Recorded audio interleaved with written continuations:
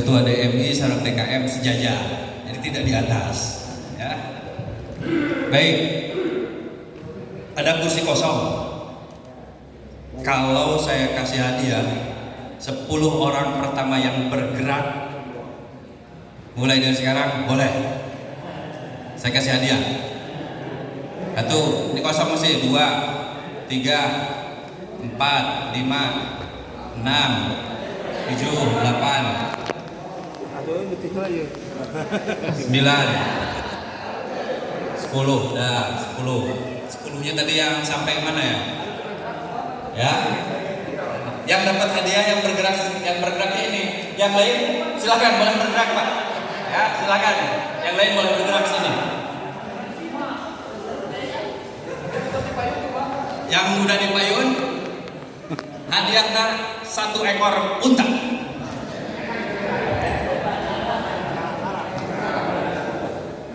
Saya kasih hadiah. Yang 10 orang berapa? 20 orang ya. Bagikan Ustaz Agus.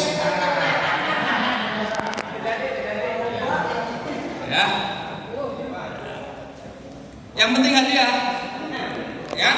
Yang penting hadiah. Saya tidak menyebutkan hadiahnya apa. Yang penting ada hadiahnya. Silakan dipasangkan di mobilnya, di rumahnya, di masjidnya, di kendaraannya.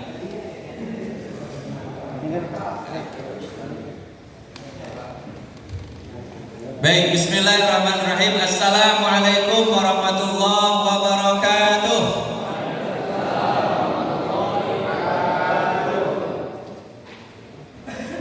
Daun salam, daun sereh.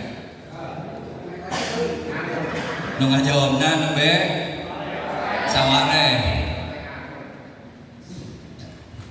Assalamualaikum warahmatullahi wabarakatuh. Waalaikumsalam warahmatullahi wabarakatuh. Tah gitu. Pengurus masjid itu harus semangat. Ya. Alhamdulillahilladzi bi ni'matihi tatimmus shalihat. Asyhadu an la ilaha illallah wahdahu la syarikalah wa asyhadu anna Muhammadan abduhu wa rasuluh. Allahumma shalli ala sayyidina Muhammad wa ala alihi wa ashabihi wa man tabi'ahum bi ihsanin ila yaumiddin. Para asatidz dan asatidzah yang dirahmati Allah Subhanahu wa taala, alhamdulillah hari ini kita bisa berjumpa bersilaturahmi lagi dalam kegiatan pelatihan manajemen masjid modern. Ya, dalam kegiatan pelatihan manajemen masjid modern. Alhamdulillah ini untuk yang kesekian kalinya Dewan Masjid Indonesia memberikan pembekalan terkait dengan kemasjidan, baik dalam sisi idarah, riayah dan idarahnya, ya, imarahnya. Bahkan 3 minggu ke belakang kami melaksanakan kegiatan yang sama di daerah selatan. Alhamdulillah sudah berjalan dengan baik. Hari ini mengakhiri akhir tahun, alhamdulillah Allah takdirkan kita untuk bisa bersilaturahmi kembali.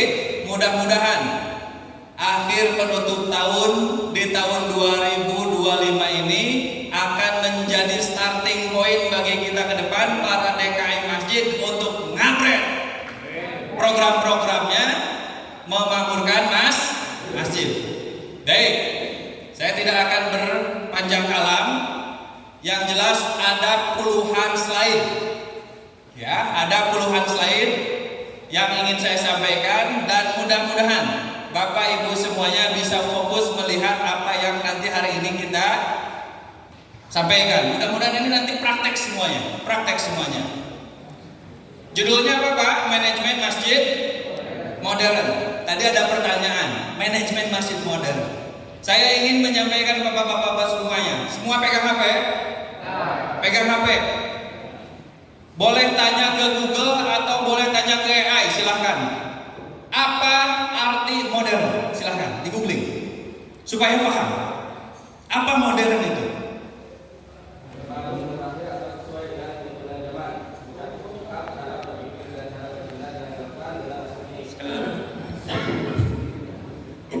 Modern artinya terbaru, mutakhir atau sesuai dengan tuntutan zaman, mencakup sikap, cara berpikir, dan cara bertindak yang relevan dengan masa kini serta merujuk pada periode sejarah setelah abad pertengahan. Baik. Semuanya sama? Modern itu apa? Sesuatu yang baru, kekinian, ya. Sesuatu yang baru, kekinian. Di dalam terminologi ini, di dalam arti ini tidak menyebutkan tentang barang. Tidak menyebutkan barang, tetapi disebutkan kekinian, kebaruan yang dihasilkan dari pola pikir, mindset. Jadi bukan tentang alat, bukan tentang teknologi, bukan tentang HP, bukan tentang internet. Kalau Bapak dan Ibu punya HP dengan canggih sekalipun, mereknya Apple, ya. Tapi kalau mindsetnya adalah mindset kampungan, pasti HP itu hanya sekedar jadi alat nonton doang. Tapi kalau kemudian mindsetnya bagus, pola pikirnya bagus, HP yang sederhana akan bisa menghasilkan produktivitas yang bagus. Oleh karena itu kita berbicara tentang masjid modern, berbicara tentang mindset kita ke depan, bagaimana kita mengelola masjid yang kekinian dari hasil pikir kita dalam rangka memakmurkan 1000 masjid di Kabupaten Subang. Masya Allah. Kira-kira Bapak dan Ibu di sini siapa yang menjadi ketua DKM masjid?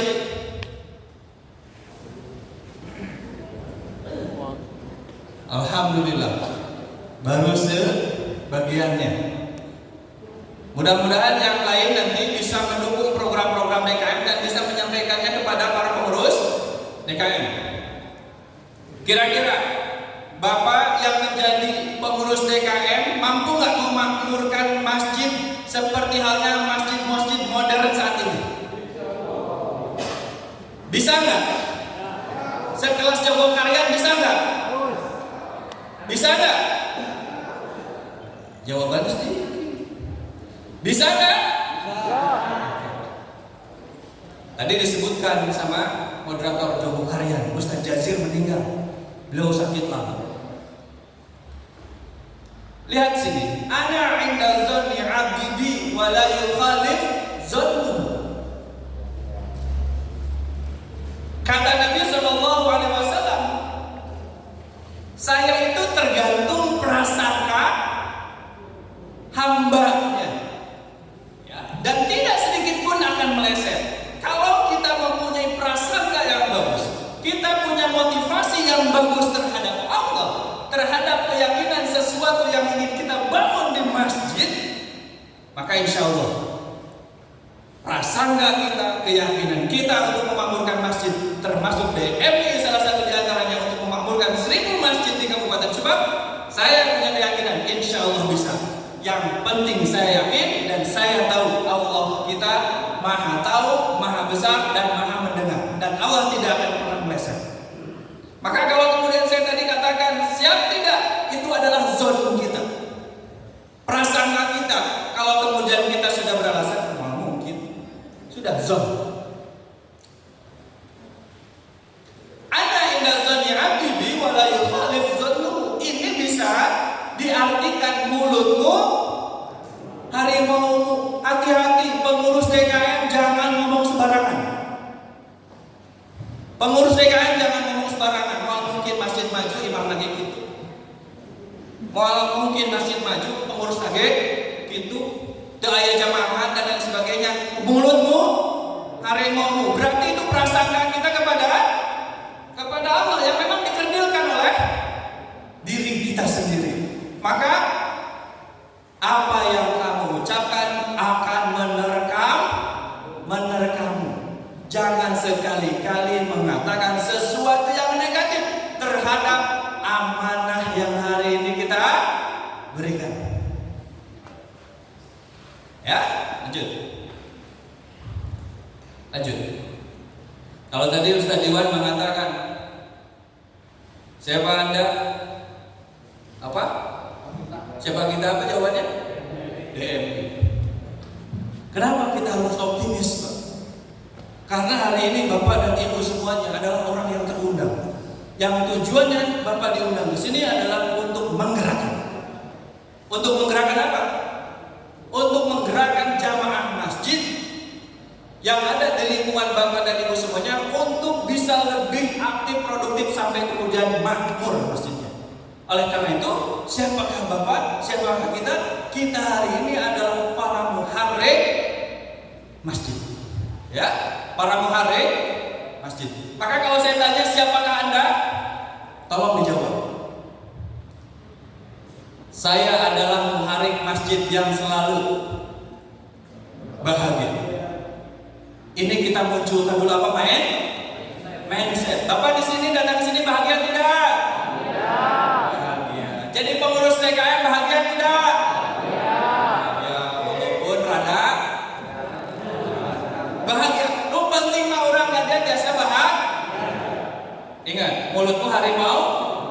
Kita tanamkan mindset dulu, ya kan? Lanjut. Siapakah Anda? Siapa kita? Pengurus atau adalah muharrik masjid yang selalu bahagia, kemudian harus sukses. Karena salah satu di antara indikator kebahagiaan itu adalah kesuksesan. Bapak bahagia, ngomong bahagia, teboga duit, itu bahagia. Bapak akan bahagia ketika pulang lantaran nanti bakal dibagi duit. Insya Allah. Bahagia saya optimis saya gitu darah. Dari rumah lu gaduna hajatna Pemda, ya, lanjut. Berkah, ya, sukses dan berkah buat apa? Ya, berkah itu apa? Selalu bertambah, ya. Nah, filsafat, ya, berkah. Selanjutnya, dan mulia, harus mulia. Kita berada di lingkungan masjid, masa pengurus masjid itu mulia, ya. Oleh karenanya, ini adalah mindset kita. Mari kita dengungkan. Kita sebutkan niat baik ini supaya Allah mencatat dan Allah mengabulkan kepada kita. Ya, kalau saya sebut siapa kita, jawabnya saya adalah muharrik masjid yang selalu bahagia, sukses, berkah, mulia. Semangat, tangannya sambil dikepalkan. Oke? Siap. Siapakah kita?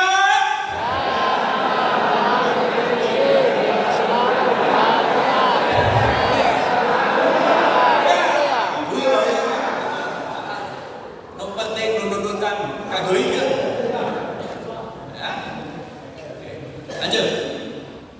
Ingat ya,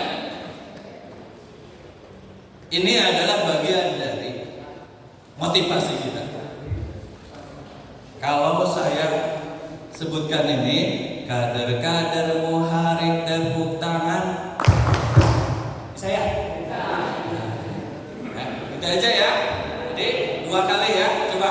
Kader-kader muharrik tepuk tangan. Kader-kader muharrik tepuk tangan. Nah, mari kita satukan kader-kader muharrik, bersama-sama kita tepuk tangan. Diulangi ya. Kader-kader muharrik tepuk tangan. Kader-kader muharrik tepuk tangan. Mari kita satukan kader-kader muharrik, bersama-sama kita tepuk tangan. Lanjut. Kader muharrik agak harus gagah, ya, tepuk dada supaya peredaran darahnya lancar. Kader-kader muharrik tepuk dada. Kader-kader muharrik tepuk dada. Mari kita satukan kader-kader muharrik, bersama-sama kita tepuk dada. Diulangi. Kader-kader muharrik tepuk dada. Kader-kader muharrik tepuk dada. Mari kita satukan kader-kader muharrik, bersama-sama kita tepuk dada.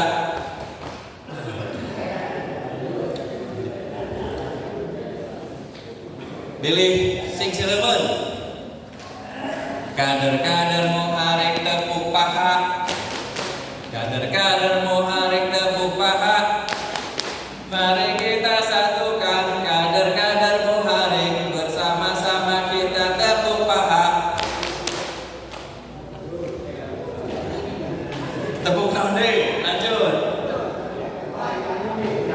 Supaya Bapak tidak cangkel, duduk baik, berdiri Pak. Ini pemanasan dulu kita. Lihat, ya, ikuti. Kader-kader muharik injak bumi. Kader-kader muharik injak bumi. Mari kita satukan, mari kita satukan kader-kader muharik injak bumi. Coba semuanya kita mulai dari awal ya, bisa ya? Mulai dari apa? Yang pertama, tepuk tangan. Kedua, tepuk dada. Ketiga, tepuk paha. Keempat, injak bumi. Baik, 1, 2, 3. Kader-kader muharik tepuk tangan. Kader-kader muharik tepuk tangan. Mari kita satukan kader-kader muharik, bersama-sama kita tepuk tangan. Kader-kader muharik tepuk dada. Kader-kader muharik tepuk dada. Mari kita satukan kader-kader muharik, bersama-sama kita tepuk dada. Kader-kader muharik tepuk paha. Kader-kader muharik tepuk paha. Mari kita satukan kader-kader muharik, bersama-sama kita tepuk paha. Kader-kader muharik injak bumi. Kader-kader muharik injak bumi. Mari kita satukan kader-kader muharik, bersama-sama kita injak bumi. Silakan duduk. Ada yang terakhir. Nih, kader-kader muharik berteriak sukses. Oke? Terakhirnya, kader-kader muharik berteriak sukses. Sekali lagi, kader-kader muharik berteriak sukses. Kader, mari kita satukan kader-kader muharik, bersama-sama kita berteriak sukses.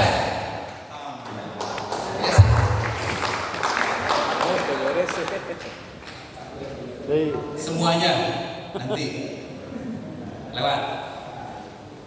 So, fokus. Sudah tidak? Membangun kemandirian keuangan masjid. Saya langsung keuangan masjid. Kenapa keuangan masjid? Karena ternyata masjid yang ada hari ini rata-ratanya tidak bisa, tanda kutip, berdaya, kurang makmur karena kurang duit. Karena kurang ya. Lihat jumlah masjid di Kabupaten Subang ada kurang lebih 1893. Ini data tahun 2023. Yang data terbaru itu sekitar 1963. Sudah bertambah banyak.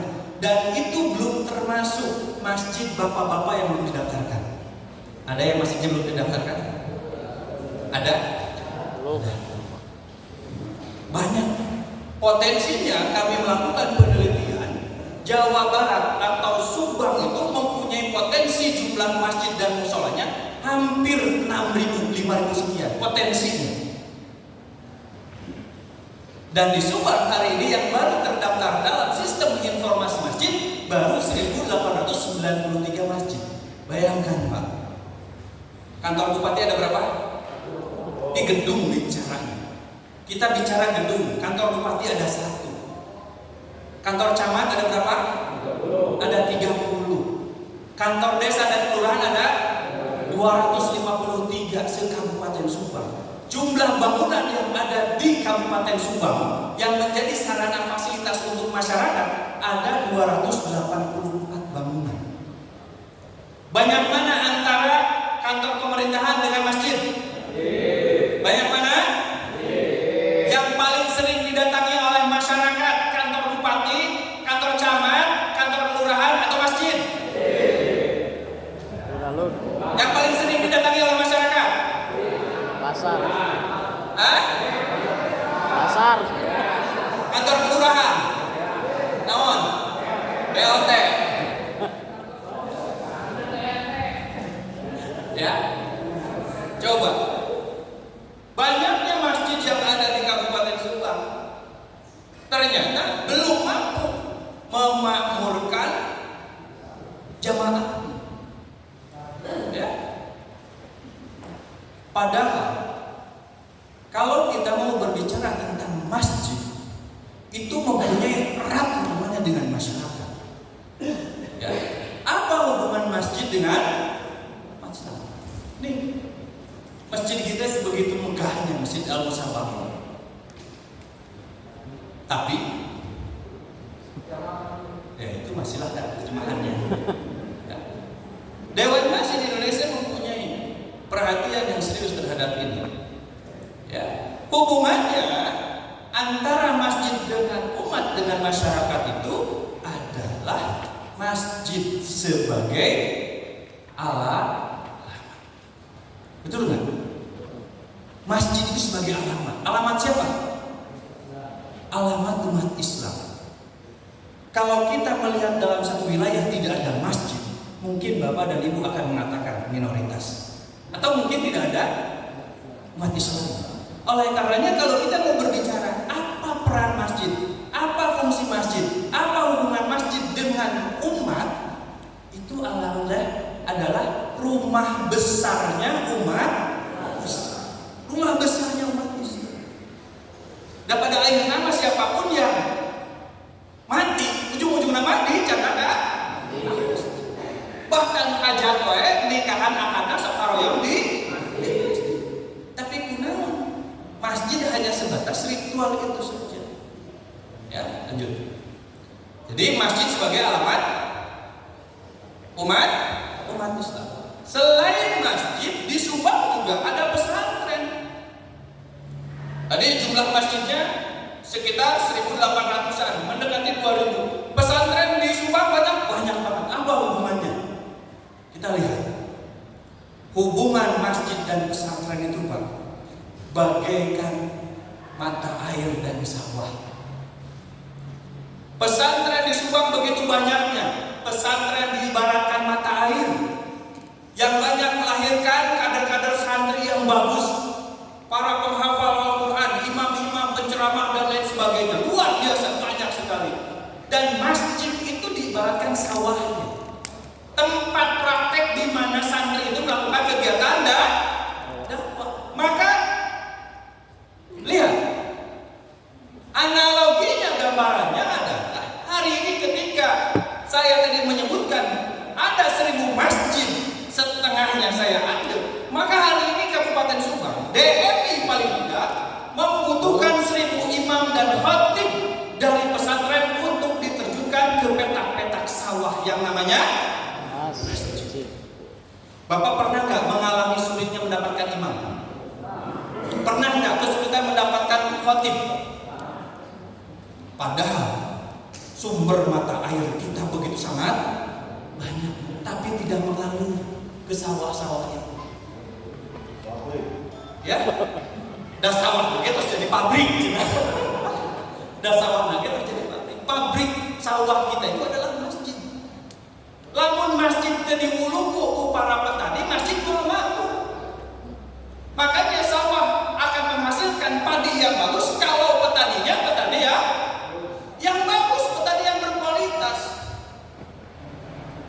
Tapi kalau kemudian petaninya petani yang tidak mempunyai ilmu, tidak punya kapasitas, bagaimana mau menghasilkan padi-padi yang bagus? Karena yang mengelolanya juga tidak bagus.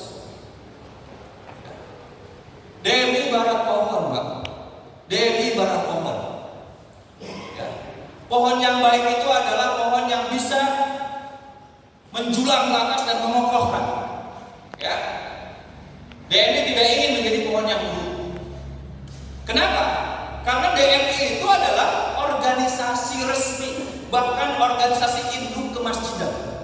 DMI dari ranting sampai ke pusat di Jakarta itu ada pengurusnya dan legal. Ya. Oleh karena itu, kami mempunyai perhatian yang besar terhadap bagaimana ke depan masjid-masjid di Kabupaten Subang harus makmur. Hari ini kita akan lihat bagaimana kondisi nasib dari 1000 masjid tersebut. Kira-kira menurut bapak-bapak, kondisi masjid-masjid yang bapak alami bagaimana? Nah, hidup segan mati tak mau. Ya. Kondisi masjid hari ini di Subang. Setelah kami mengamati, ada yang maju, ada yang maju, alhamdulillah. Ada yang setengah maju. Dan kemudian juga ada yang la yamutu wala ya. Tidak bermutu karena kurang biaya. loba biaya. Tidak bermutu loba biaya. Biayaeun ayeuna ngahutang we. Gaji marbot candi listrik kamu aya nu kitu. Masjid Nurul Amal atas bayar atas, alhamdulillah. Nah, ini termasuk masjid yang maju. Amin. Ya, alhamdulillah. Lihat Pak, saya akan mengambil analogi yang sederhana saja. Jika satu masjid mampu memakmurkan 100 orang, 100 orang kira-kira banyak atau sedikit? 100 orang untuk satu masjid banyak atau sedikit? Sedikit sebetulnya. Kalau mau mengukur jumlah, makanya saya ngambil sebetulnya yang sedikit. Ya. Atau silakan nanti dianalogikan besar atau kecilnya. Paling tidak lihat begini gambarannya. Jika satu masjid saja mampu memakmurkan 100 orang, maka 100.000 jamaah masjid di Kabupaten Subang akan terkumpul 100.000 jamaah, dan artinya itu Kabupaten Subang akan kalau 20 ya itu aja. Paling tidak kita mempunyai kontribusi. Ukuran makmur itu apa? Ukuran makmur itu ya kesejahteraan. Kesejahteraan itu diukurnya dari keuangan. Maka apa yang harus dikerjakan oleh para DKM atau marbot masjid? Ya salah satu diantaranya adalah mencari uang. Untuk apa? Untuk membantu masyarakat kita. Ya. Lanjut. Ini kita masuk bagaimana cara memakmurkan masjid, dan pada akhirnya kita dimakmurkan masjid. Karena yakin Pak, kalau kita memakmurkan masjid, pasti Allah akan memakmurkan kita. Lihat, ya, kira-kira memakmurkan masjid gampang atau mudah? Gampang atau mudah? Gampang atau susah? Berat? Mudah Pak memakmurkan masjid. Jadi pengurus DKM itu mudah. Ya, kenapa mudah? Karena bisa dikerjakan oleh siapa aja, ya kan? Menjadi pengurus masjid kan bebas, nggak ada kriterianya apa-apa, mudah, siapapun bisa mengerjakannya. Ya, tetapi di balik kemudahan pengurus masjid itu ajaib Pak. Kenapa? Karena dengan melaksanakan nanti ya 6 langkah ini, Bapak dan Ibu akan melaksanakan atau akan mendapatkan keajaiban tersendiri. Oke, lanjut. Apa yang pertama harus kita lakukan di dalam memakmurkan masjid? Nih, yang pertama, pasang niat atau cita-cita yang kuat untuk mengurus dan memakmurkan masjid. Ya, tarik iklan dulu. Siang. Oke.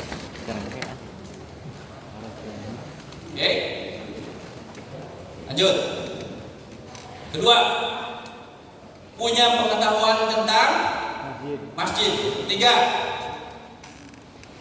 buat program pemakmuran. Keempat, selaraskan program tersebut dengan pengurus dan jamaah. Selanjutnya, laksanakan dengan ikhlas dan evaluasi. Dan selanjutnya, yakin.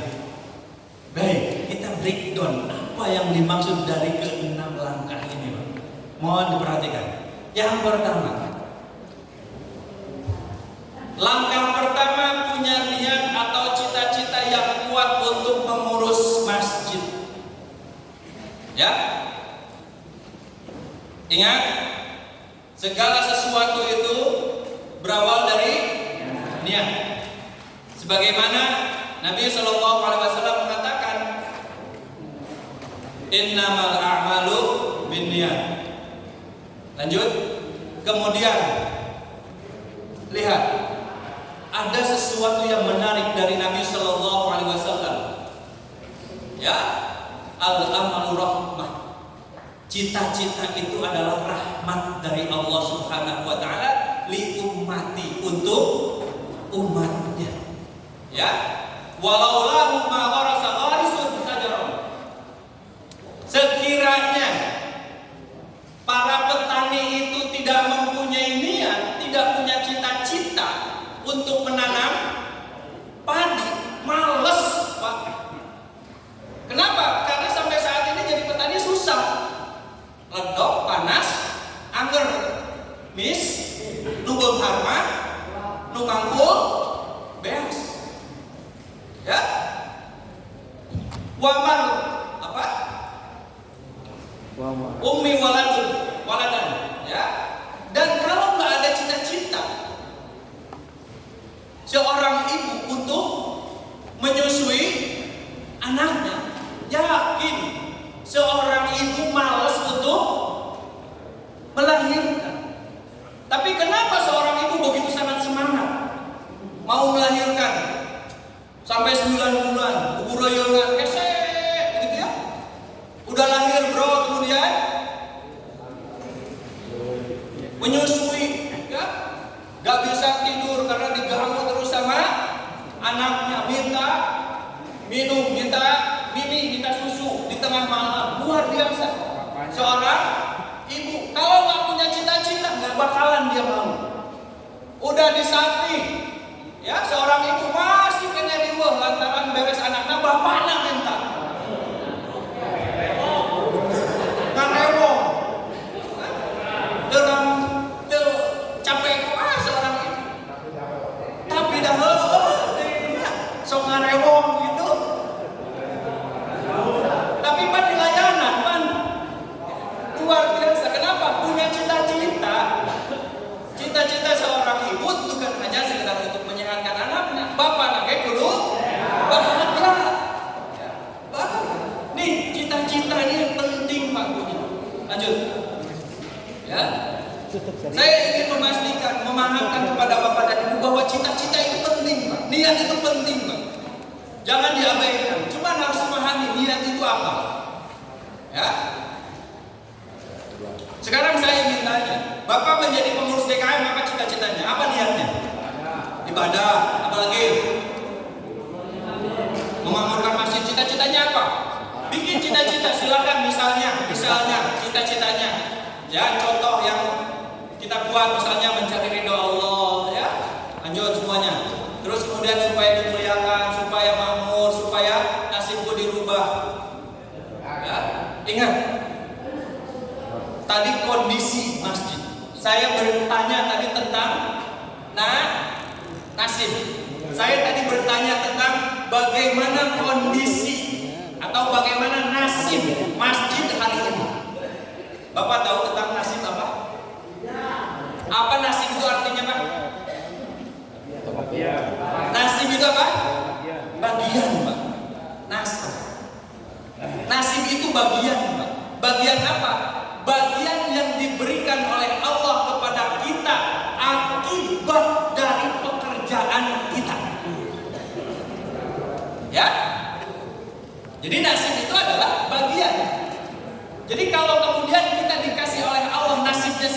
baru sebagian, belum full. Jadi jangan pesimis.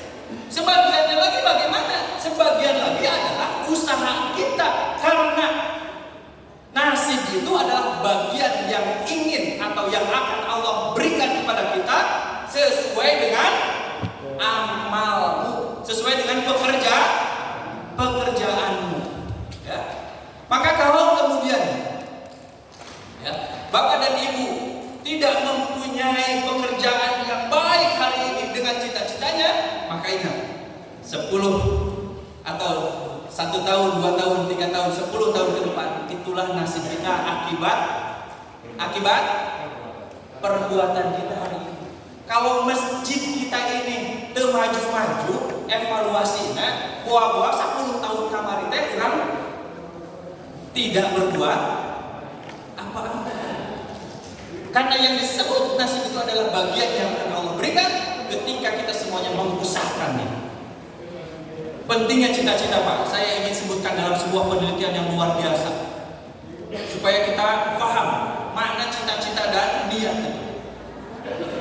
Seorang profesor, bacaannya apa ya? Hati-hati, jangan salah baca. Pun salah baca bahaya. Ya. Makmok. Ya, seorang profesor dari Harvard University melakukan penelitian yang luar biasa. Ya, kepada 100 orang sarjananya yang baru lulus dengan kriteria nilai komlot terbaiknya. Ya. Ditanya oleh si profesor, apa cita-citamu setelah lulus dari kampus yang begitu sangat terkenal di dunia? Kan? Ada 27% Pak menjawab tidak punya cita-cita. Ini seorang yang baru lulus dengan nilai komlot. 27 orang menjawab tidak punya cita-cita. 60 orang punya cita-cita tapi gak jelas. Punya cita-cita tapi gak jelas. 10 orang punya cita-cita tapi tidak tertulis. Dan yang kemudian 3%, hanya 3% yang punya cita-cita jelas. Punya cita-cita jelas dan tertulis. Bapak-bapak punya cita-cita gak? Dalam memakmurkan masjid punya cita-cita gak? Apa cita-citanya? Jelas gak kira-kira? Tertulis tidak? Tertulis tidak? Apa hasilnya? Lihat hasilnya. Ini penelitian ilmiah. 10 tahun kemudian dipanggil si para mahasiswa yang dengan nilai komlot itu diongkosin oleh si profesor dari berbagai negara itu. Hasilnya apa, Pak? Hasilnya 27% yang tadi gak punya cita-cita, padahal lulusan dari Universitas Harvard yang terkenal, menjadi orang gagal. Selanjutnya 60% menjadi orang rata-rata. Dia punya cita-cita tapi gak jelas. Masih jadi orang rata-rata. Ya, mungkin dengan urteing. Padahal lulusan dari Harvard University kualitas dunia. Kemudian 10% menjadi orang sukses. Siapa orang 10%? Yang punya cita-cita jelas. Yang punya cita-cita dan jelas, tapi belum ditulis. Dan luar biasa, apa yang terjadi? Hanya 3% yang tadi dia punya cita-cita, kemudian cita-citanya tertulis. Bapak paham, kenal dengan seumuran kita, paham? Jean-Claude Van Damme pasti kenal seumuran kita. Artis Hollywood yang sangat luar biasa, dikagumi oleh seorang cewek. Ya, dikagumi oleh seorang cewek. Tapi si cewek ini pembantu saja. Tetapi tergila-gilanya si cewek ini kepada si Van Damme yang begitu sangat luar biasa, lagi naik daun. Ketika kemudian dalam satu momentum ini cewek datang ke si Van Damme untuk hanya sekedar minta tanda tangan, ternyata ditolak sama si Van Damme. Karena dia bukan siapa-siapa, pembantu saja, ditolak, disingkirkan. Luar biasanya ini cewek, tidak pernah menyerah, pulang Dia beli foto-foto si Van Dam. Dia simpan fotonya di kamarnya. Dia simpan fotonya di kamar mandinya. Setiap ketemu foto itu dia katakan, suatu hari kamu akan jadi suami saya. Suatu hari kamu akan jadi suami saya. Dan itu diucapkan, dan itu ditunjuk kepada orangnya. Setiap hari ketemu di ruangan-ruangan yang ada gambar. Apa yang terjadi, Pak? Suatu saat dalam sebuah konferensi pers, ketemu yang namanya Van Dam dengan seorang cewek ini. Tiba-tiba saja Van Dam melihat cewek ini seperti tergila-gila, bogoh nanya eta saha, dicari, dan ternyata kemudian tidak lama pada akhirnya dinikahi oleh si Van Dam. Dia adalah siapa kira-kira? Aduh jadi bohong. Demi Moore. Dia adalah Demi Moore itu istrinya. Luar biasa. Dan dia jadi artis. Dari apa, Pak? Cita-cita. Dari niat. Dilihat, dicatat, ditunjuk-tunjuk. Nah sekarang kita mengurus masjid. Ada nggak cita-citanya? Ada cita-citanya? Sudah jelas belum cita-citanya? Sudah tertulis belum? Nanti pulang catat dan tulis supaya menjadi orang yang sukses. Lanjut. Jika hari ini tidak punya cita-cita, Pak, maka nasib Anda 10 tahun yang akan datang sama dengan hari ini.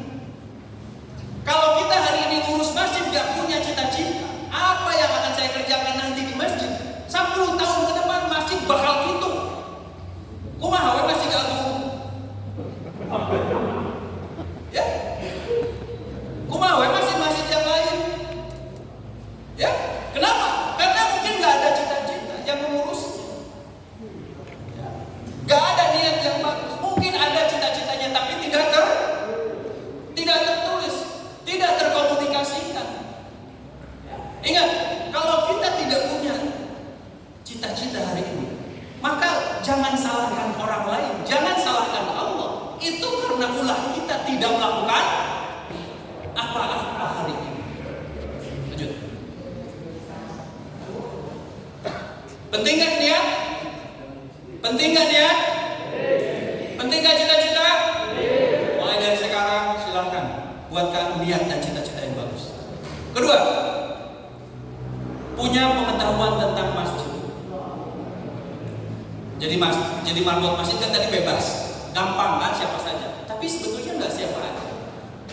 Tidak cukup niat juga, tapi harus punya modal urus masjid. Ya, lanjut terus. Ya. Modal urus masjid. Tidak hanya cukup dengan tekad, tapi harus punya pengetahuan tentang masjid. Coba saya ingin tahu apa itu masjid, Pak?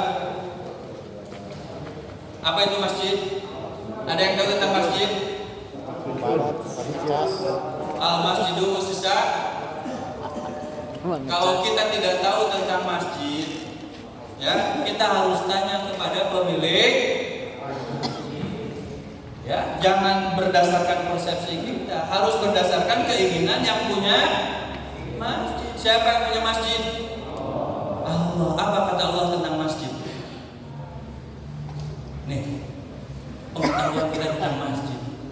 Kalau kita tidak tahu tentang masjid, tanya pada pemiliknya. Sanes ketua DKR.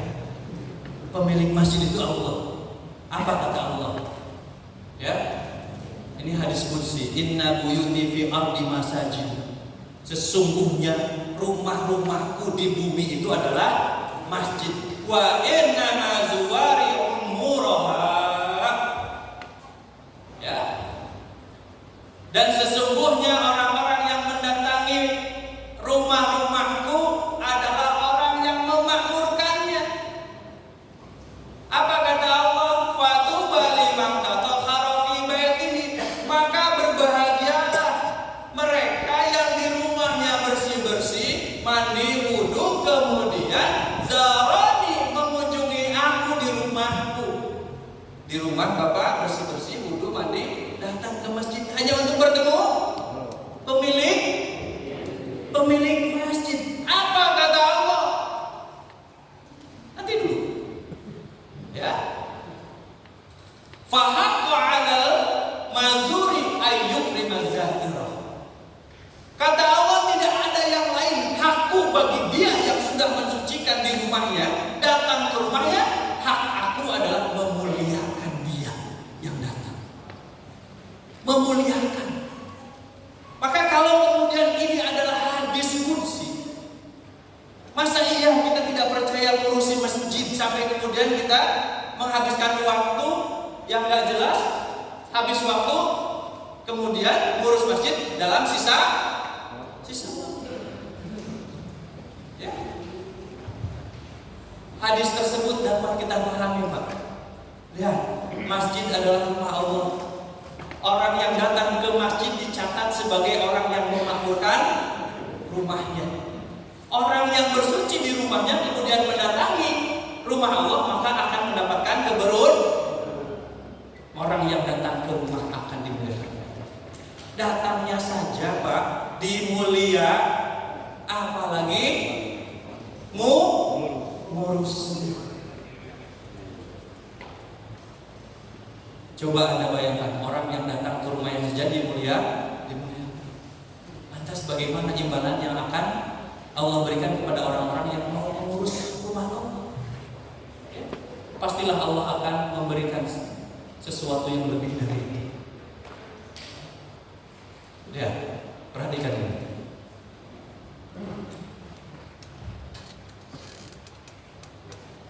Klik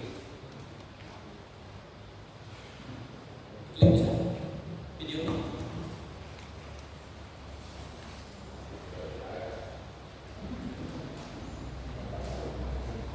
Itu baterai mau habis ya. Jenazah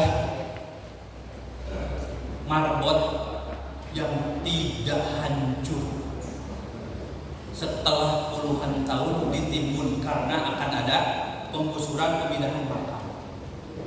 Insya Allah. Itu salah satu dimuliakan oleh Allah. Pernah mendengar ceritanya Ummu Majnah? Ceritanya Ummu Majnah itu luar biasa. Seorang nenek tua yang pekerjaannya hanya membersihkan masjid di rumahnya, rumah Allah di zaman Nabi di Masjid Nabawi. Tidak disuruh oleh Nabi, tapi pekerjaan dia datang ke masjid hanya beres-beres saja, membersihin masjid aja. Tidak disuruh oleh Nabi, tidak disuruh oleh sahabat, tidak dibayar. Tapi luar biasa ada keikhlasan yang didapatkan oleh si nenek tua ini Ummu Majnah. Begitu kemudian Nabi SAW sholat di masjid itu, tidak melihat itu nenek tua. Nabi lantas kemudian bertanya, penasaran, kemana Ummu Majnah? 2 hari tidak saya lihat. Kata sahabat apa? Sudah meninggal ya Rasul. Sahabat menyampaikannya kepada Nabi dengan lesu, sudah meninggal ya Rasul. Dan yang luar biasa, Nabi agak sedikit marah dengan mengatakan, kenapa kamu tidak memberitahu aku? Apa yang dilakukan oleh Nabi kepada para sahabat? Tunjukkan di mana kuburannya, makamnya. Masya Allah, Nabi datang ke makamnya. Nabi kemudian menyolatinya. Setelah disolatinya, apa kata Nabi? Makam ini sebelum aku doakan penuh dengan kegelapan. Hari ini setelah saya sholat dan mendoakan, makam ini dipenuhi dengan cahaya dari Allah Subhanahu wa Ta'ala. Itu kemuliaan seorang marbot masjid. Kita bukan hanya seorang marbot masjid, tapi kita adalah pemakmur masjid. Setelah kita tahu masjid itu adalah rumah Allah, maka pertanyaan berikutnya adalah, apa perintah yang punya rumah? Apa Pak perintah yang punya rumah, Pak? Kata siapa? Kata yang punya rumah. Makanya bertanya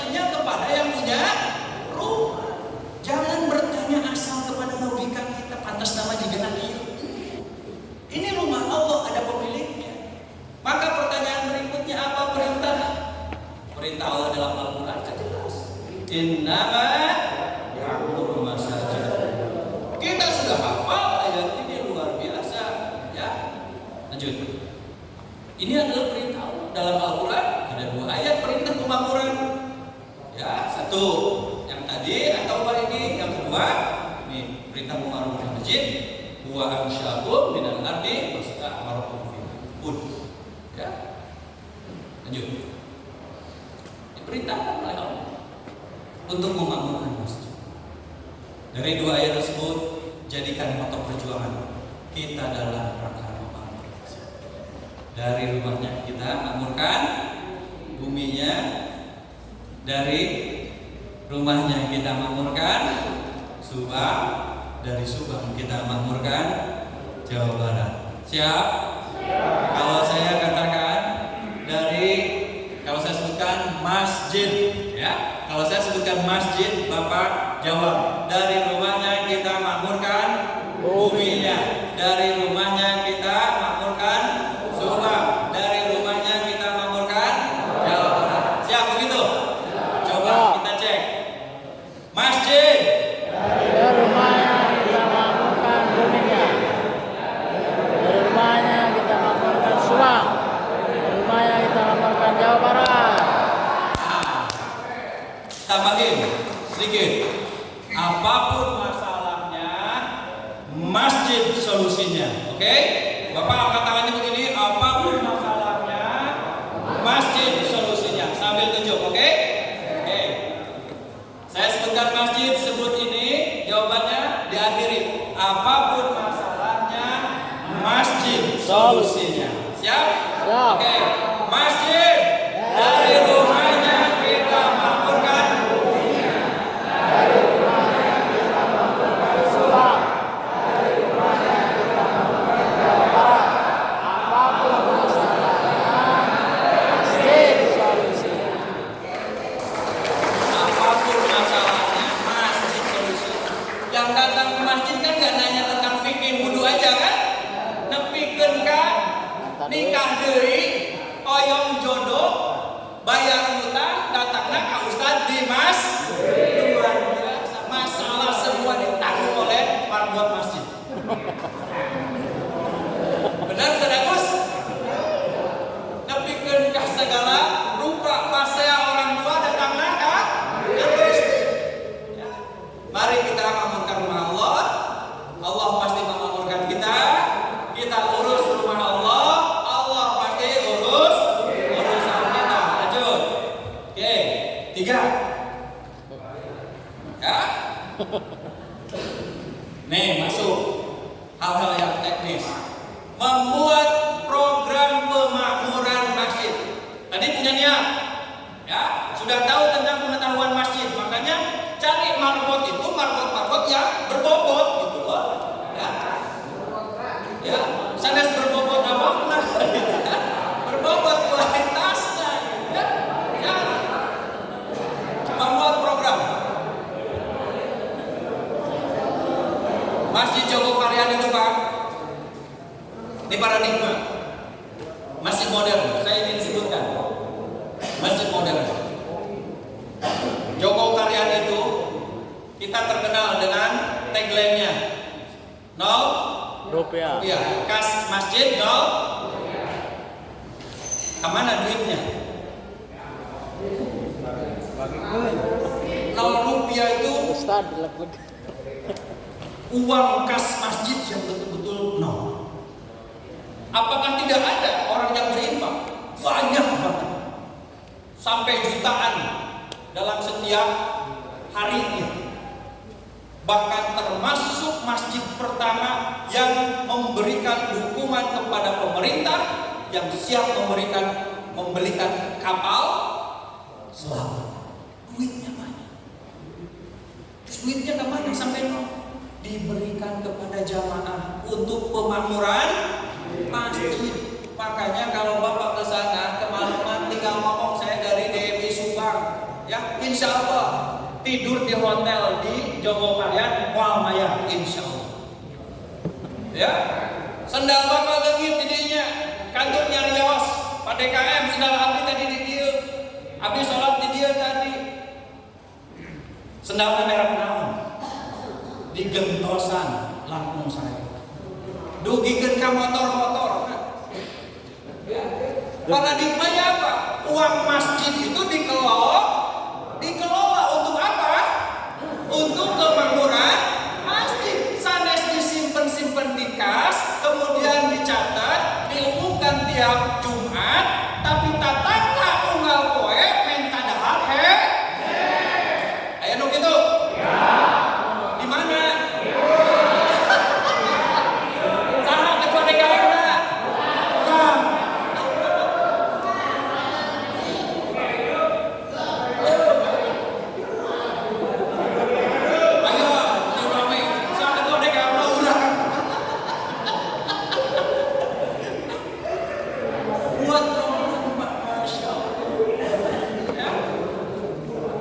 Lanjut. Pak, bikin program masjid nggak usah banyak-banyak, Pak. Lihat. Ini 3 program masjid itu cukup, 3 ini aja, Pak. Idaroh, imaroh, riayah. Dah. Apa itu idaroh? Administrasi manajemen masjid. Kenapa tadi saya datangkan itu? Nih, untuk dalam rangka idaroh. Pemateri tadi sesi pertama itu idaroh itu. Ada masalah banyak di masjid-masjid itu. Sound system hilang, mic hilang, fasilitas-fasilitas masjid teu araya. Pas dicek kemana buka dan tidak catat.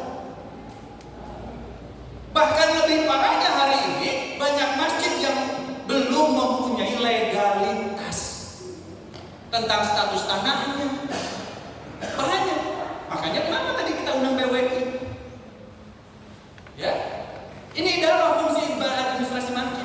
Itu masjid ada apa aja catat. Idaroh fungsi ini. Harta yang ada apa aja catat. Berapa jumlah SDM-nya catat. Semuanya tercatat yang menjadi hal-hal aset, kebutuhan dan kepemilikan masjid. Itu adalah di fungsi idaroh.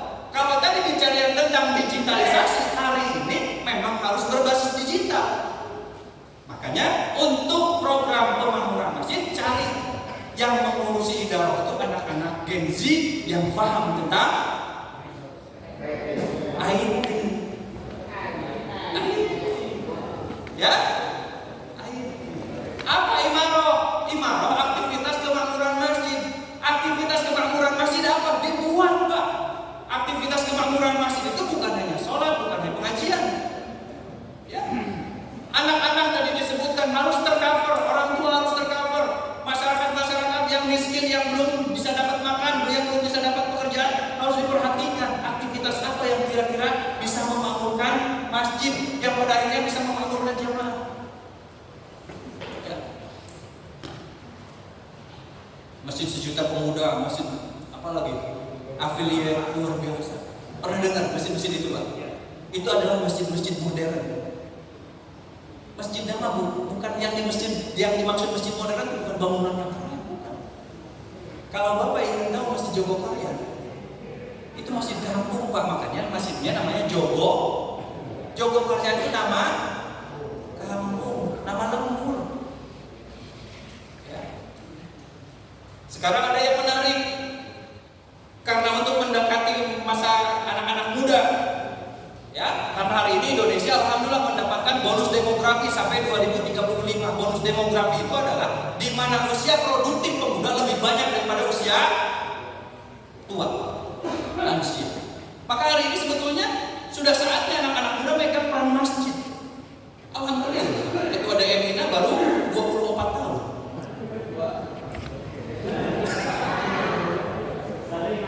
Disebutkan Bapak Mati.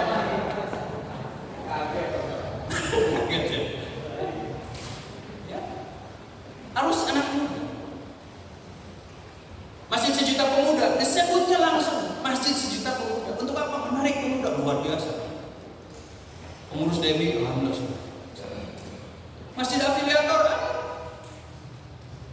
anak baru 24 tahun. Sama dengan saya. Afiliator. Masjidnya biasa, Pak.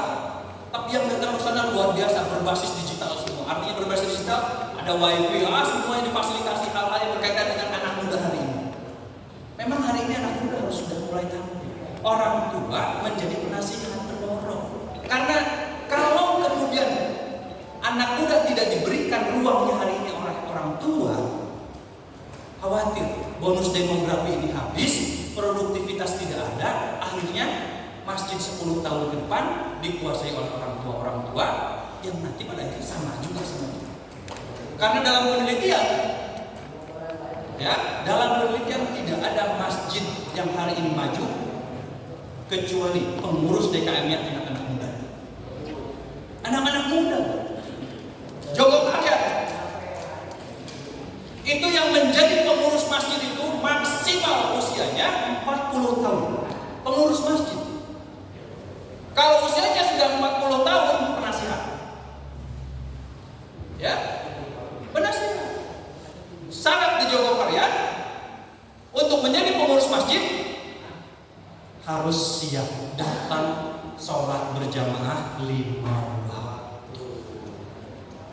Pertanyaannya bagi kita pengurus masjid, datang ke masjid. Pantes dalam masjidnya temaju. Ditambah daya kegiatan. Riayah pemeliharaan fisik masjid, membocor usaha. Ada ini yang mengurusi.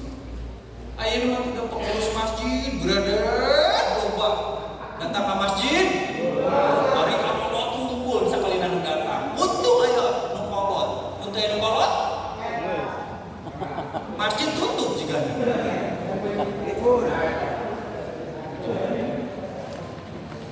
Pak, saya ingin berbagi. Nih, bidang idarah.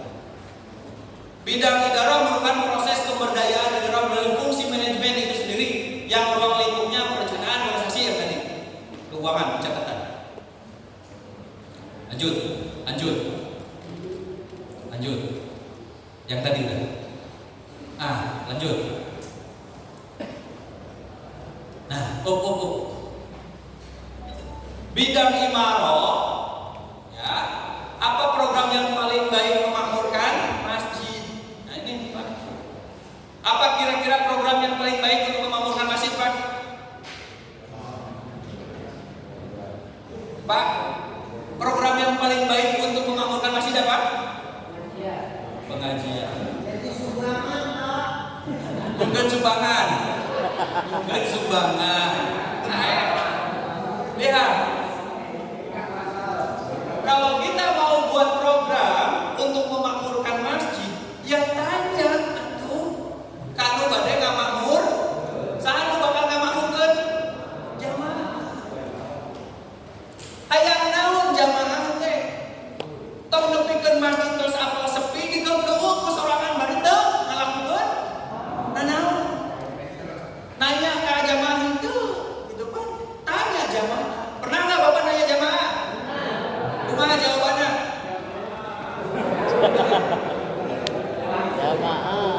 Kalau nanya jamaah satu persatu agak sulit memang Pak, tapi dengarkan rintihan jamaah. Apa rintihannya? Di rintihan jamaah Pak. Masjid kantor. Nih rintihan jamaah.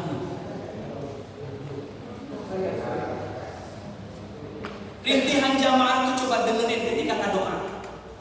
Bahkan kayak lagi ngadoa. Naon? Allahumma inna nas'aluka salamatan fid din wa afiatan fil jasad.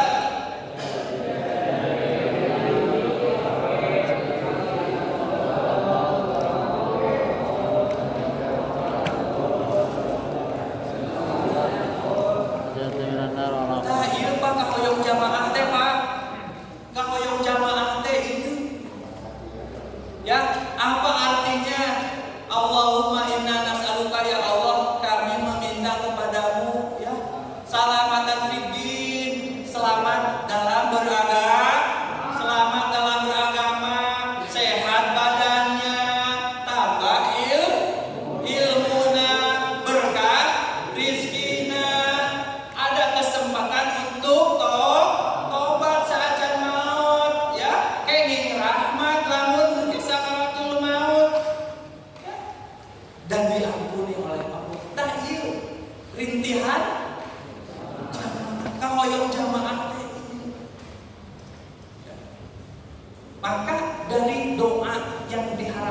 jamaah. Inilah kemudian kita elaborasi menjadi 7 keinginan jamaah.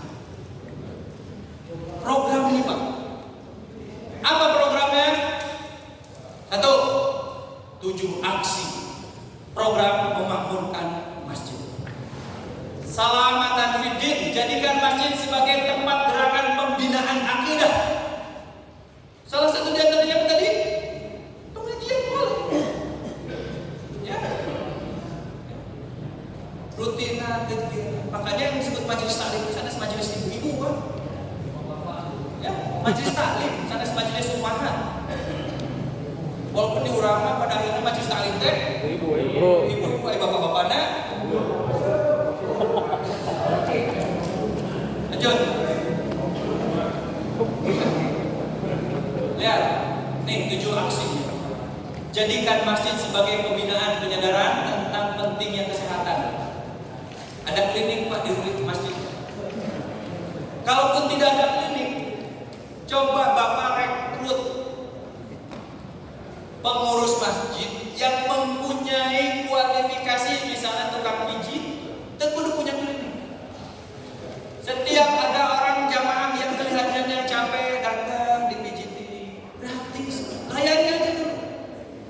Refleksi apa aja kegiatan-kegiatan yang bisa memberikan layanan salam kesehatan. Ya. Apa aja kegiatan kesehatan? Banyak sekali. Terapi, bokam dan lain sebagainya. Silakan itu dibuatkan programnya di masjid, Pak. Kenapa? Karena saya yakin jamaah masjid itu punya profesi, punya keahlian yang bermacam. Makanya diidentifikasi. Jangan sampai kemudian jamaah yang datang ke masjid sholat, bubar, tidak pernah ditanya. Ya, makanya kan ada di balik hikmah Pak. Kenapa? Nabi kalau sholat, ya setelah sholat apa sunnahnya? Membalikkan badan menghadap jamaah. Apa fungsinya? Absen itu teh Pak. Absen si fulan mana? Bukan duit tuh. Lamun teu aya kunaon? Ditaros teu damang. Yuk urang. Oh. Tah fungsi DKM, fungsi imam. Ya. Waziyadatan fil ilmi, gerakan peningkatan keilmuan. Apa gerakan keilmuan Pak? Keilmuan bikin madrasah, bikin bimbel. Masjid Agung aya bimbelna tuh, Ustaz Ade luar biasa. Bimbel apa Ustaz? Komputer. Bikin bimbel. Ya. Bikin kursus bahasa. Ayeuna daripada kursus matematika di tempat kursus bayarna mahal, fasilitasi guru matematika suruh ngajar di masjid bayar, berbayar, ya uang naka masjid digaji, ya wabarakatan firizki, gerakan pemberdayaan ekonomi umat. Ini ekonomi umat harus hidup. Makanya kenapa DMI menggandeng TRS? DMI sadar dan punya duit, ya tapi alhamdulillah DMI kegiatannya terus ada Pak. Kenapa? Karena kita menjaring mitra-mitra bisnis yang memang bisa membiayai kegiatan-kegiatan operasional DMI. Dari mana uangnya? Bisnis cari. Makanya hari ini kita berbisnis dengan TRS. Keuangannya apa keuntungannya untuk DMI. Makanya tolong dibantu Bapak dan Ibu yang membeli air minum TRS. Itu keuntungannya ada 3. 1, meningkatkan PAD Kabupaten Subang. Oke. Karena ini punya Pemda tadi kan. 2, sedekah ke masjid Pak. Sedekah ke masjid. Makanya saya nanti akan berbagi karena Bapak di sini adalah pengurus masjid. Berapa keuntungan DMI mendapatkan bisnis dari TRS ini? DMI hanya mempunyai keuntungan 2.000 per dus. 1.000-nya saya kasihkan nanti ke agen-agen yang akan ada di daerah masing-masing di tiap masjid. Kan mutualisme kan sama-sama. Jadi tolong nanti Bapak ya tiap-tiap masjid atau rumah makannya dan lain sebagainya untuk membantu ya memakmurkan masjid, ya, silakan berbisnis dengan kami, beli airnya misalnya ke kami, ya nanti yang datangnya air TRS, nanti akan berbagi hasil, Pak. Apalagi ini produk Subang ini, Pak, produk Subang. Makanya kami membantu. Ayo. Selain itu kami juga sudah bekerja sama misalnya dengan travel. Ya. Kami bekerja sama untuk apa? Ekonomi. Ya. Silakan nanti Bapak dan Ibu kalau ada yang ingin bekerja sama dengan kami dengan travel di Kabupaten Subang, travel mana aja, gitu ya.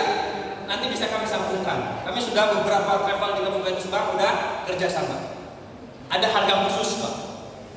Ya, misalnya masjid di Pabuaran, dimana mau buka cabang di sana, boleh Pak datang. Nanti kami akan berikan travel tertentu untuk Bapak dan Ibu di kampungnya masing-masing, di masjid masing-masing sesuai dengan karakternya dan keinginan pengurus dan jamaah. Nanti akan kami kirimkan. Ya, di Subang ada beberapa travel yang alhamdulillah sudah kerjasama dengan kami. Itu antara dalam rangka ini. Ya. Selanjutnya adalah jadikan masjid sebagai pusat gerakan dakwah dan pertaubatan. Kemudian masjid sebagai gerakan kepedulian sosial. Termasuk salah satu di antaranya hari ini apalagi DMI alhamdulillah kemarin baru mengumpulkan donasi ya untuk Sumatera. Alhamdulillah terkumpul sekitar 6 juta sekian ya. Kami kirimkan alhamdulillah. Ini kepedulian sosial di tingkat lingkungan kita juga sama. Yang namanya musibah itu kan bukan bencana saja. Yang disebut musibah itu adalah ketika jamaah Bapak dan Ibu didatangin Bang Emo, itu musibah. Ya, itu musibah. Jangan sampai diam, ternyata Pak, tukang cilok, tukang es, itu pinjam ke Bang Emo itu angkanya nggak gede. Saya pikir gede. Ternyata hanya 300-500 ribu, Pak. Masa masjid diem aja? Sementara tiap Jumat kasna disebut-sebut sekian juta, tapi yang terpapar Bang Emo dibiarkan. Dosa tidak? Makanya kami di masjid kami, saya punya program di masjid saya, ada namanya program SMU khusus di masjid saya. SMU itu apa? Sedekah modal usaha. Kami mengumpulkan orang-orang yang sedekah, kawan-kawan yang punya kepedulian itu. Sedekahnya ini hanya sekedar bukan untuk bencana-bencana yang lain, untuk membiayai modal usaha. Ya, daripada mereka terjerat Bang Emo. Ya. Lanjut. Ya. Ini 7 aksi. Kira-kira untuk menjalankan itu berat nggak? Pertanyaannya dari mana membiayai 7 aksi itu? Tentu membiayai 7 aksi itu harus dengan perlu Anda ketahui salah satu tugas penting pengurus masjid adalah mencari uang, Pak. Tugas pengurus masjid itu mencari uang untuk apa? Untuk melakukan itu membuat program. Kalau nggak ada uang kira-kira jalan Bang? Ya. Lanjut. Ya. Ini alasan kenapa harus uang? Karena segala-galanya pakai uang. Ya. Akan tetapi uang bukan segala-galanya, gitu kan? Segala aktivitas memerlukan. Betul nggak? Iya, kalau nggak disupport oleh Kesra, insya Allah nggak bakalan ada. Tapi alhamdulillah Allah berikan kemudahan untuk kita berkolaborasi dengan Kesra. Alhamdulillah dimudahkan. DMI punya duit tuh gaduh artos pak Kesra, ya kan? Alhamdulillah berjalan pelatihan ini. Ya. Yang penting, nah ada hal-hal yang tadi kita sebutkan. Ada niat, ada cita-cita, ada kemauan kerjakan. Ya, lanjut. Ya, lanjut. Nah, pertanyaannya.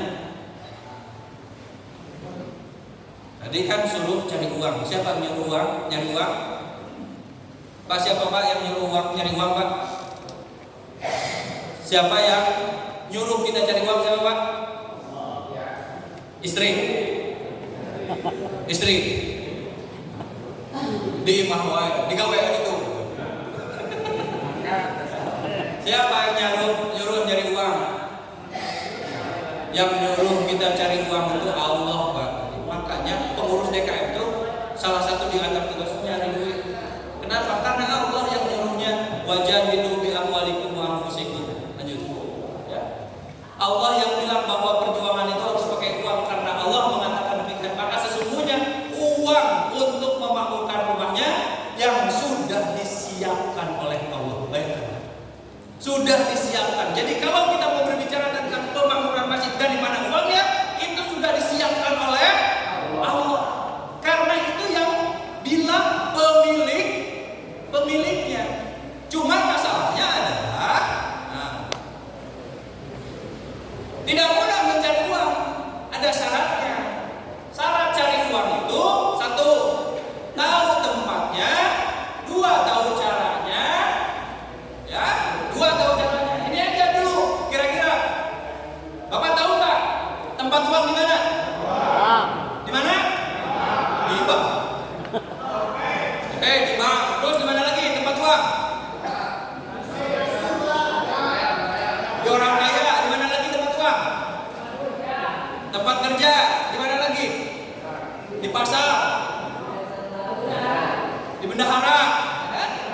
Artinya ketika kita berbicara tempat uang itu, sebagaimana yang Bapak sebutkan, ternyata uang itu ada di mana? Betul nggak?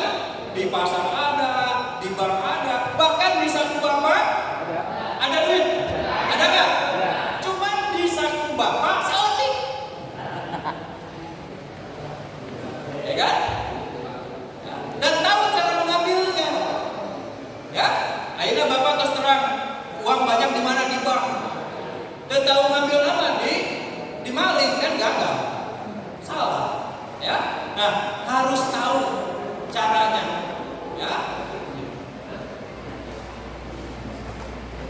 Nih, tempat uang ada di mana-mana. Seperti halnya Pak. Kalau kita ke lautan pasti ada ikannya nggak? Ada. Cuman kita harus paham mana ikan yang sering berkumpul di tempat itu. Ya, yang banyak itu yang harus kita ambil, kita dekati, ya. Nih, lanjut. Lihat Pak, biar Bapak tahu di mana uang itu ada. Uang itu adanya di para pedagang, bukan di bank, apalagi di pemerintah. Uang itu banyaknya di para pedagang.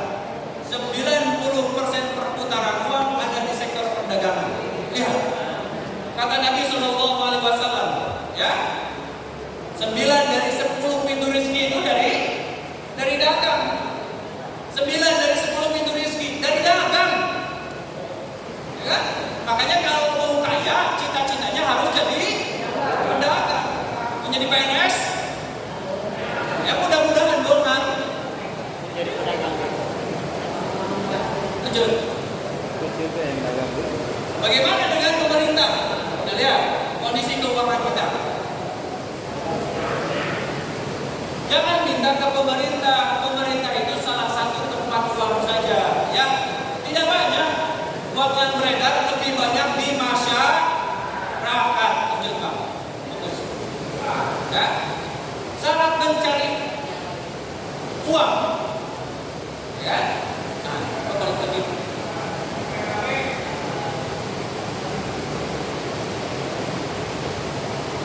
Oke, terus syarat mencari uang, ya, lagi, terus, nah ini, makanya untuk kita mendapatkan uang ya caranya harus berdagang. Kan? Harus berdagang. Kalau kita tidak berdagang, maka dekati pedagang. Ya. Alhamdulillah puja, mau jasa baik Kapaksa ada beres. Allahumma Sayyidina. Ya. Jadi memang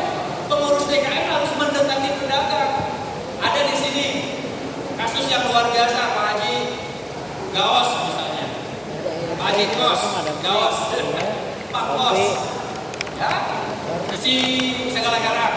Ini contoh real. Masjidnya makmur, luar biasa, karena yang dia dekati pedagang. Bahkan di Masjid Jagalarang sampai punya kios-kios, ya, kios itu milik masjid yang disewakan oleh DKM ke masyarakat. Keuntungannya kemana? Keuntungannya ada dua. Satu, keuntungan dari menyewakan. Kedua, keuntungan dari mengikat para pedagang, infak sedekahnya ke mana-mana. Luar biasa. Makanya harus dihidupkan kegiatan-kegiatan ekonomi. Kalau kita tidak berdagang, seperti halnya tadi, kita berbisnis apa saja di masjid, yang penting halal, ya. Yang keduanya, ya dekati aja para pedagang. Makanya harus diinventarisir para pedagang itu, ya. Dekati, jangan dijauhi pedagang itu, ya. Lanjut. Dengan cara apa mengumpulkan uang dari pedagang? Nah, ini Pak, kan kita sulit ya. Bagaimana caranya? Cara mengumpulkannya, kita berpikir yang sederhana aja. Ya, nih analogi dulu ya sebelum nanti mengumpulkan. Pemerintah dalam rangka membiayai pegawainya itu sumbangan memerlukan biaya yang sangat luar biasa nih yang tadi saya sebutkan. Lanjut, ya. Terus dari mana pemerintah mendapatkan uang, Pak? Lihat Pak, kalau saya sebutkan tadi uang itu ada di masyarakat, bukan ada di bank, bukan ada di pemerintahan. Ternyata pemerintah juga butuh duit. Pemerintah dapat duit dari mana? Dari rakyat, Pak. Yang dipaksa rakyat itu harus membayar pajak, retribusi, cukai dan lain-lain. Bahkan terbesar pendapatannya pemerintah dari pajak. Ya. Pajak naon numpak besarna? Pajak yang paling besar yang didapatkan oleh pemerintah itu adalah pajak dari rokok. Ya, dari rokok. Maka bapak-bapak yang merokok silahkan merokok terus.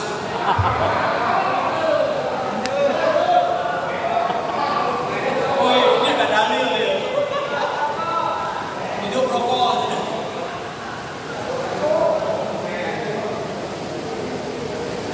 Ya, jika pemerintah saja meminta uang kepada rakyat untuk pembangunannya dari pajak, retribusi, cukai dan lain-lain tadi, masa kita minta ke pemerintah? Ya kan? Makanya DMI kan antara asor-asoran enggak. Kita mah aja bekerja sama aja dengan pemerintah. Termasuk ini adalah program sinergisasi kita. Lanjut. Mengandalkan diri sendiri saja. Ya. Nih, dari mana pengurus masjid membiayai program-program pembangunan masjidnya? Ya, harus dari yang punya duit. Ya. Tanya kepada Allah, ya minta kepada Allah, lakukan gerakan yang sederhana saja dulu Pak, yang sederhana aja dulu. Nih, gerakan Gismas misalnya. Apa Gismas? Gerakan infak dan sedekah memakmurkan masjid dan jamaahnya. Gerakan infak dan sedekah. Tadi kenapa kita sebutkan ada zakat di sini, ada Basnas. Kita sinergi dengan Basnas, ya. Gerakan infak dan sedekah. Kalau kemudian analoginya kita membuat program yang sederhana aja, gerakan infak sedekah melalui kaleng-kaleng yang 1000 itu saja, lihat analoginya. Ya, lihat analoginya. Atau cara kerjanya nih. Cara kerjanya dulu ya. Titipkan kaleng. Kedua, ya, meminta kepada pemilik rumah untuk mau menyimpan itu. Ketiga, angkat petugas. Yang banyak dilupakan mengangkat petugas. Kami juga sama Pak, pernah mengalami kegagalan Pak. Sekitar 500 kaleng kami distribusi Pak mana-mana.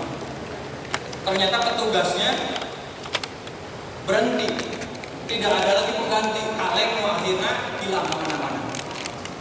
Makanya ini sebetulnya sangat potensi. Kalau mau menggunakan kegiatan program Gismas, misalnya salah satu diantaranya, silakan angkat petugasnya secara profesional. digaji Pak.